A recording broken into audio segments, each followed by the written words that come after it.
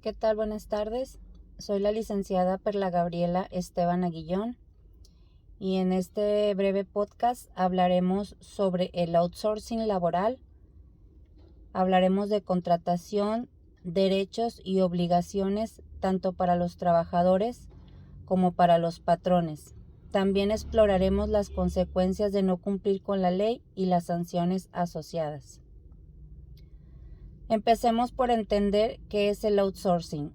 Básicamente es cuando una empresa subcontrata a otra para que realice ciertas funciones o actividades que no son el núcleo central de su negocio. Esto puede incluir actividades como limpieza, seguridad o incluso áreas más especializadas como recursos humanos o tecnología. Antes de adentrarnos más al tema, es importante respaldar nuestro análisis con la legislación correspondiente. En México, la Ley Federal del Trabajo es la piedra angular que rige las relaciones laborales. En el caso del outsourcing, la Ley Federal del Trabajo, en su artículo 15-A, establece las condiciones para la subcontratación de servicios. Esta disposición exige que la empresa de outsourcing esté registrada ante la Secretaría del Trabajo y Previsión Social y que cumpla con ciertos requisitos, asegurando así la legalidad y transparencia de estas prácticas.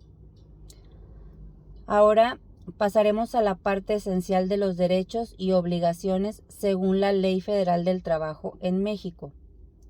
Los trabajadores tienen derechos fundamentales como salario digno, jornada laboral adecuada y condiciones de trabajo seguras.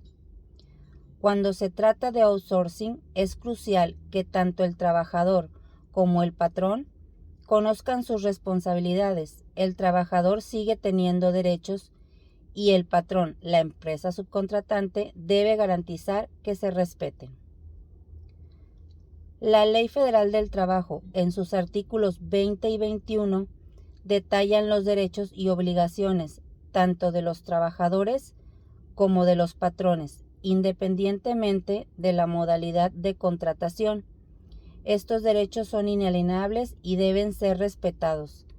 Entre ellos se encuentra el derecho a la no discriminación, a la capacitación y al salario justo, así como la obligación del patrón de proporcionar condiciones de trabajo seguras. Ahora hablaremos de las consecuencias si el patrón no cumple con lo establecido en la ley.